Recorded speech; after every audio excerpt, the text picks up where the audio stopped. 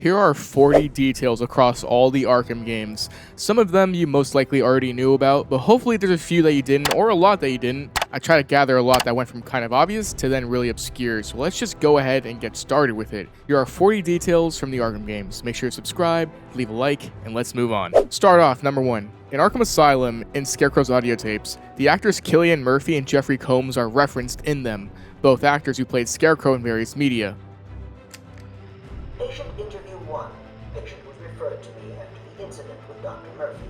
He appears to have suffered a breakdown of sorts. I believe it was brought about after the loss of his wife and child. Note to self, as ever, it is difficult to continue my research under such conditions. Step away from Dr. Combs! Now, get down on the ground! Murphy played Scarecrow in Nolan's Dark Knight universe, while Jeffrey Combs played him in the animated series. Number 2. In the first Titan fight in Arkham Asylum, the way you beat this is by dodging his attacks and waiting for him to have a heart attack, and then he dies. However, it's actually faster to just go up to him and let him punch you to near critical health because, first of all, this Titan can't actually kill you in the first fight, and when you're near death, he just has his heart attack and dies. Moving on, in this game, if you fall into Joker's gas, here, Batman actually has a crazy death laugh when you do so. Check it out.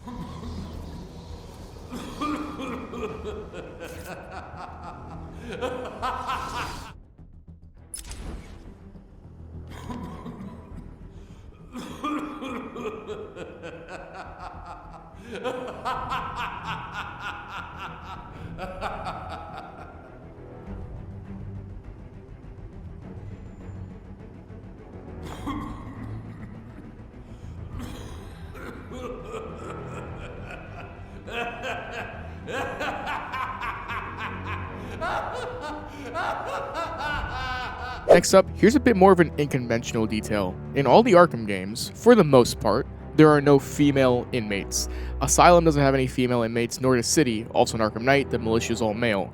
This is due to creating a protection barrier for women against the males, typically how prisons do. However, there are exceptions with the supervillains, apparently, like Harley and Poison Ivy. You would think the same treatment would be for these kind of female supervillains, but I guess it makes sense that they wouldn't need the protection due to their strength and abilities. Moving on, in Batman Arkham Asylum, the moon is insanely huge. Look at it. Obviously, this is to set the atmosphere of the game, which works really well, but I think it's really funny the more I think about it. Next up, in Arkham Asylum, the cape alone for Batman took 2 years to program, and it was only done by one developer.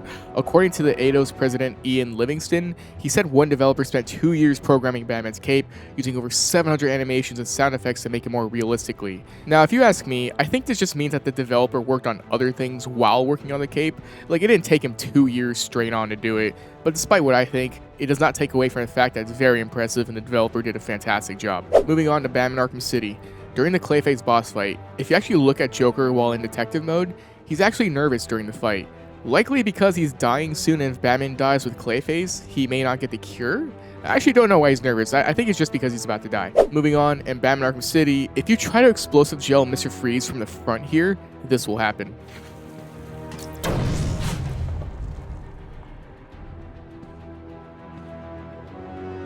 Moving on, here's an interesting detail. With Catwoman, Poison Ivy had Catwoman hostage for like 8 hours. When you first play as Selina going to Ivy, the bridge here is intact, which is in the beginning of the game. However, once you play as Selina Kyle again, which happens towards the end of the game, the bridge is blown up, implying that hours have passed within the game's story, which kind of just means that Ivy had Selina hostage for like 8 hours, if that's the case, which is hilarious. What were they even doing in all that time? Moving on, in Arkham City, and in the Arkham games in general, Batman hates Mad Hatter more so than the other villains. It's clear in his voice the way he speaks to Mad Hatter and tells him to go to hell. Go to hell, Jervis. And the way Batman treats him compared to other villains says it all too well. Mad Hatter does a lot of heinous crimes that would make any sane person feel sick, so it does make sense. One of the cool twists of Arkham City is that Clayface was role-playing as a Joker for majority of the story. Throughout the game, there's quite a few tells that he is in fact Clayface and not the Joker. One of my favorites is that the real Joker will always refer to Batman as Bats, for the most part. However, Clayface refers to Batman as simply Batman, which is very subtle but a telling detail that it's not the real Joker. Manners cost nothing, Batman. A please wouldn't go amiss. One last chance. Oh, lighten up, Bats! The final act's just starting. It's a doozy. That's all you want to talk. Too late, Batman. Why should I care? Because now, there's a teeny little bit of me in you too, Bats. In the Arkham games, one of the oldest theories created was the Man-Bat theory, where Man-Bat is flying around in Arkham City. This stems from a few things. One, the chalices in the church look like they were drank out of like some bat creature did it, as well as dead mice that look like someone bit off of them. And when you fly out of the building, people thought this bird here was Man-Bat. And also, this little stand here implies a reference to Man-Bat, which is over at the Sionis Steel Mill area. And another thing, I can't confirm this, but I could have sworn there was some big bird cages somewhere in the game that looked like something big broke out of it. I couldn't find it or find any research on it, but I could have sworn I heard this back in the day. But yes, anyway, it was a popular playground theory for the game, one of the oldest ones. I love stuff like that. Next up in Arkham City, you cannot wear extra suits until you beat the game. However, I just lied to you. You actually can. It's a cheat code in the main menu that allows you to wear different suits in the beginning of the game. On the main menu, before you click start game, do left left, down down, left left, right, up up, down, and you'll unlock all the costumes. Moving on, in Arkham City, in the Iceberg Lounge mission, you can see Killer Croc smoking in the background, which is pretty funny. Let's keep going. In Batman Arkham Origins, a little fun detail to know about is that Electrocutioner is the youngest assassin in the game out of all the people there. He's only 24 years old, no older than my son. While he was a crazy asshole, it's kind of sad to think that he threw away his life at a young age. Moving on, in Batman Arkham Origins, this is a funny detail, but if you notice, the regular cars in the game are actually just humongous, specifically in the Firefly boss fight. Look at this regular four-door, bro. Tell me this isn't built for a giant. Humongous cars. In the first mission at Blackgate, you can see in the sign-in sheet here that Jonathan Crane is a frequent visitor. Funny enough, he has not signed out during the time of this Blackgate riot, implying he's still there. They follow up on this pretty well in Batman Arkham Shadow, which is a nice tie-in. In Arkham Origins, the 9th case file mission has you going in this alley to investigate the murder of a couple that Bruce personally knew, resembling a crime very similar to the death of the Waynes. While reconstructing the scene, you can briefly see this appear.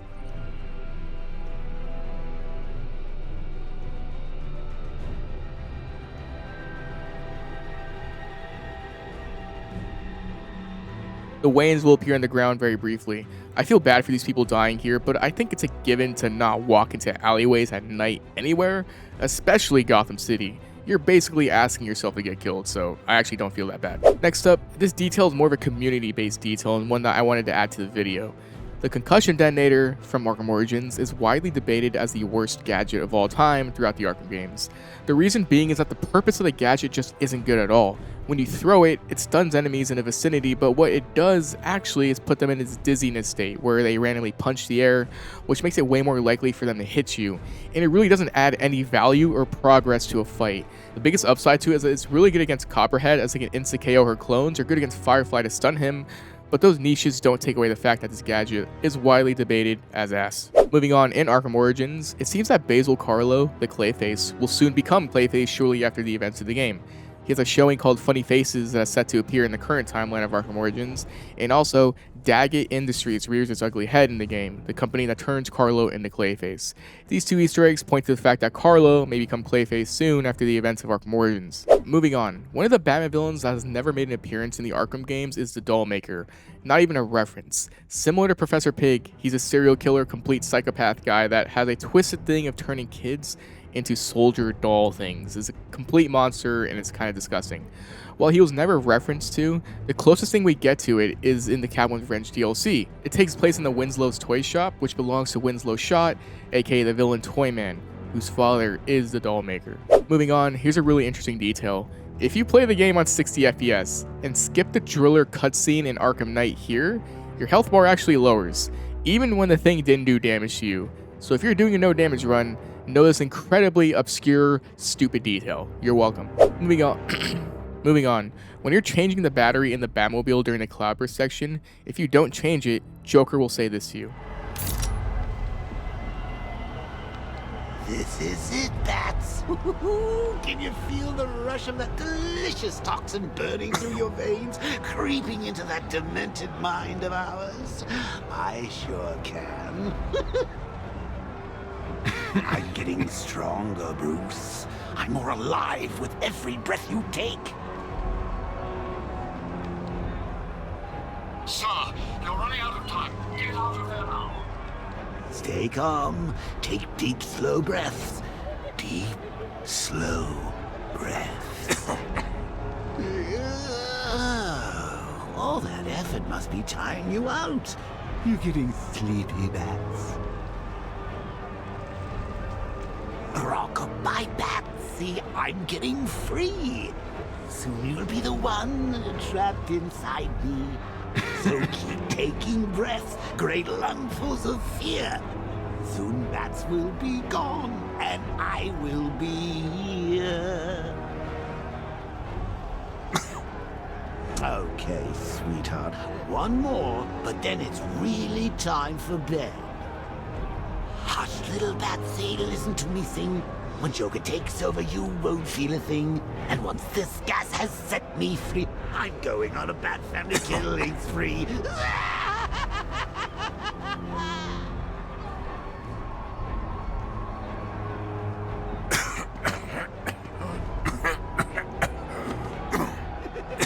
Here's a really random detail. Arkham Knight has a Zack Snyder DCEU reference that's really random, but during the final mission, there's a news reporter whose name is this. In Gotham with me, Vicky Vale. And me, Glenn Woodburn. So, Glenn, today marks the 1-year anniversary of the Joker's death. Any thoughts on the occasion? Glenn Woodburn was an internet blogger from Man of Steel and BVS. He was an original character for that movie, so it's super random he's in this final mission of Batman Arkham Knight. Moving on, in Robin's Flip of a Coin DLC, you can spot Nora's old cryo chamber in the very beginning, giving us one more emotional punch with the character. Speaking of Robin, if you let Christina Bell hit you during the Panessa Studios side mission, it will actually leave a mark on Robin's face. Here's an image of Robin if you block it, and here's one without. Moving on, there's a lot of awesome death screens in the Arkham games. There's one specifically with Joker though that references the Metal Gear Solid series. Check this out. Bats? Bats? Bats! Snake, are you okay? Snake? Snake? Shout out to OC. Moving on, in Arkham Knight. After taking down Two-Face, Two-Face will reference the man who threw acid at him, Matches Malone, as an acid-throwing bastard. This is the same line he uses in Batman Arkham Shadow after getting acid thrown at him. I wish I was dead. I'm a freak because of you. That wasn't my fault. You're the man who put that acid-throwing bastard in the dock. Are you okay? Is he okay? Is he okay?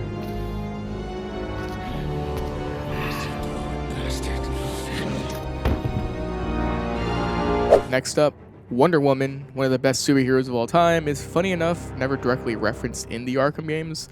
I mean, people like the Flash, Superman, Green Lantern lore, all of that is referenced in these games, but Diana, there's only one obscure reference to her, and it's the sign here of the Wayne logo, which has these lines here that make it look like the Wonder Woman logo. Only real reference to her at all, which I find strange, and it's not even like a direct one. Moving on Bleak Island, there's a tower called Osamu Tower. This references Jiren Osamu. Jiren Osamu is the Batman of Japan. He's a crime fighter of the Batman Incorporated team and has worked closely with Batman before.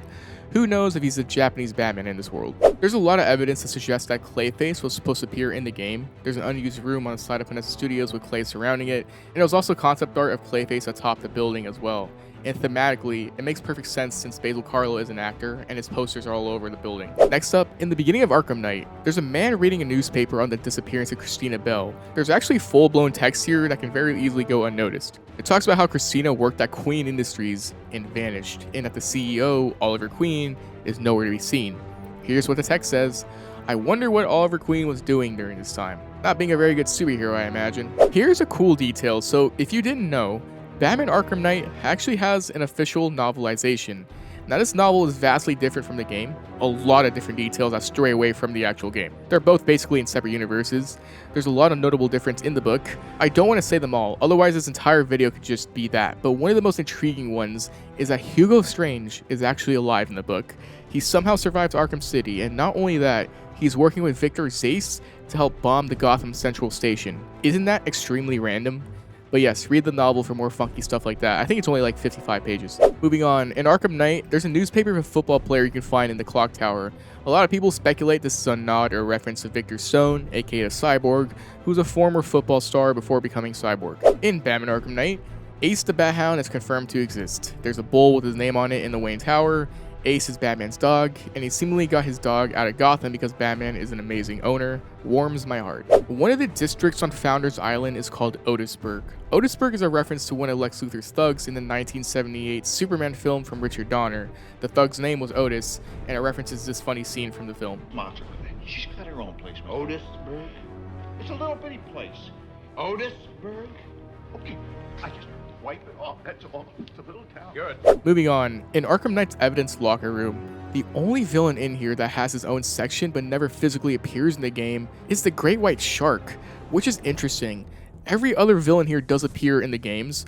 An argument could be made for Ventriloquist, as prior to Arkham Shadow, which came out after this game, Ventriloquist never appeared. But with that game now, Great White Shark is the only villain in here to never once appear in the Arkham games. Moving on, in Ace Chemicals, you can find a vial of Copperhead's poison near some workbenches, implying that Crane used her formula to perfect his. A really cool detail that adds to the world building of the Batman mythos, I love it. Moving on, during the scene where Joker shoots Jason Todd, if you actually pay close attention, you can see that when Joker shoots Jason, the bullet actually doesn't hit Jason and instead flies past his right shoulder.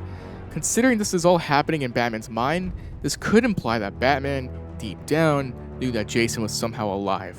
Or it's just a simple Easter egg and we leave it at that. And finally, in the Season of Infamy DLC, every villain after you beat their side missions gets an audio tape to help build onto the lore. Here's all of them. Tea party's over, freak. Start talking. As you can see, I'm balking. Bring me Batman or the Hatter is walking. I give the orders here, not you. And you'll have 3 dead cops by the time I'm through. We'll see about that. Now quit with the rhyme. Then let me talk to the Bat, and I'll confess my crimes. Sorry. Talk, goddammit. Now, officer, you mistake me for a snitch. Where are they, you little son of a bitch? That certainly scratched my itch.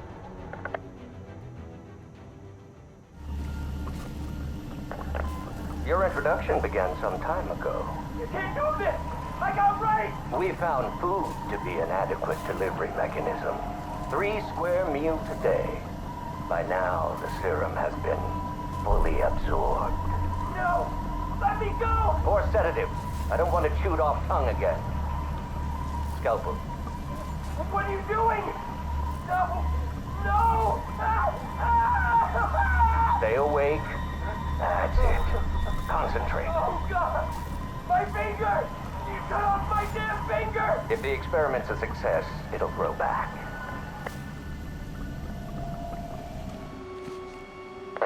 Talia, my daughter, everything is prepared.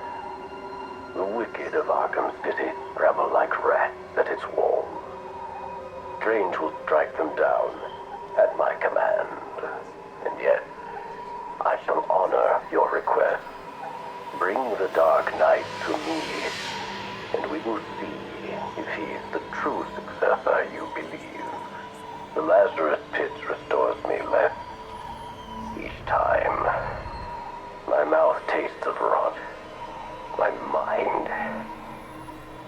Talia, if Batman cannot be persuaded to join us, I leave the League to you.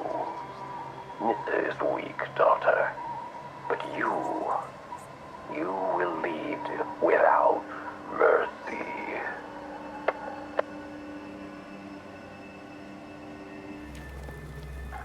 Patient name? Victor, stop. Protocol must be followed. Victor, I mean it. Patient refuses to disclose name. Patient is about to kick ass if this goes on any longer. Okay, Sony. How do you feel? Good. Oh, Beth, home? The most advanced cryo chamber in the world. It's an incredible piece of engineering, Nora. Part of me wishes I was going in there too. No, you don't. We just need a few months, and I'll have a cure. Then we can live the rest of our lives. So, about this protocol. Anything in there about kissing the patient? To hell with protocol. Mr. Freeze is the saddest. But with that is 40 details across the Arkham games. Some are obviously more obvious than others, but hopefully you learned at least one new detail. If not, my bad. Maybe next time. But let me know. Hope you enjoyed the video. Leave a like if you did. Subscribe if you want. Subscribe to my second channel, which is linked in the description. But other than that, hope you enjoyed the video, and I'll see you in the next video. Stay safe and peace, dude.